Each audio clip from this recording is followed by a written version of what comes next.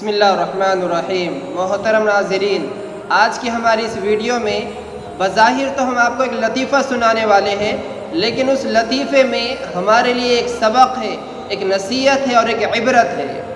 ایک ماں تھی، اس کو ایک لوتا ایک بیٹا تھا، نور نظر، لخت جگر، اس سے بڑی محبت کیا کرتی تھی۔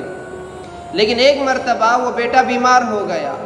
بیٹا جب بیمار ہوا تو ماں باپ تو ویسے ہی بہت پریشان ہو جاتے ہیں، لیکن جب بہت زیادہ بیمار ہو جائے اور اس کا کہیں علاج نہ ہو تب تو بہت زیادہ پریشان ہو جاتے ہیں۔ اسی طرح اس ماں کا ایک لوتا بیٹا جب بیمار ہوا، اس ماں نے اپنے بیٹے کو بڑے بڑے ہاسپٹل میں لے کر گئی، بڑے بڑے ڈاکٹروں کے پاس، طبیبوں کے پاس، حکیموں کے پاس دکھایا، لیکن کہیں اس کو علاج نہیں ہوا۔ پھر اس نے بابا کے پاس یعنی عاملوں کے پاس لے کر گئی، وہاں پہ بھی اس کا علاج نہیں ہوا۔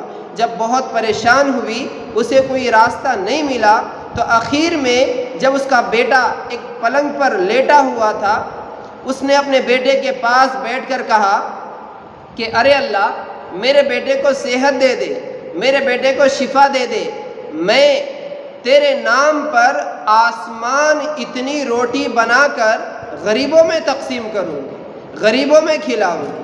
اب سوچنے کی بات اور غور کرنے کی بات ہے، کیا آسمان اتنی روٹی کوئی بنا سکتا ہے؟ نہیں بنا سکتا۔ تو بیٹے نے جب یہ الفاظ سنے تو بیٹے نے کہا کہ اماں، اب آسمان اتنی روٹی کیسے بناؤں گی؟ تو اماں نے کہا، ماں نے کہا کہ بیٹا، ایک بار تو اچھا تو ہو جا، ایک بار تجھے شفا تو ملنے دے، تجھے صحت تو ملنے دے۔ آسمان اتنی روٹی تو دور کی بات ہے، میں تو انگوٹھا دوں گی، انگوٹھا۔ یعنی اس کے زبان پر کچھ اور الفاظ تھے اور دل کے اندر کچھ اور نیت تھی۔ تو یہ معاملہ صرف اس ماں کا نہیں بلکہ ہم سب کا معاملہ ہے۔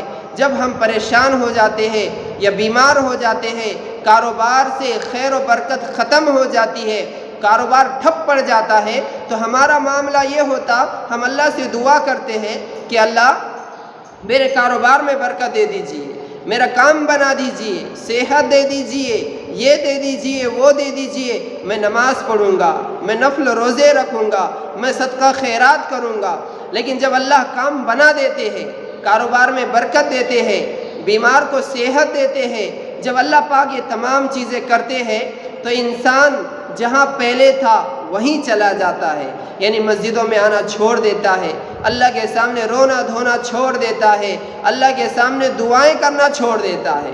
تو ہمارا معاملہ ویسا ہی ہے جیسے اس ماں کا معاملہ تھا۔ تو ہم ایسا نہ کریں کہ جب تک پریشانی ہے، مصیبت ہے، کاروبار ٹھپ پڑے ہوئے ہیں، ہم مسجد میں آ رہے ہیں، نمازیں ہو رہی ہے، دعائیں ہو رہی ہے، اور جب کام بن گیا، اپنی غرض پوری ہو گئی تو مسجدوں کو چھٹی ہم نے مار دی۔ ایسا نہ کریں۔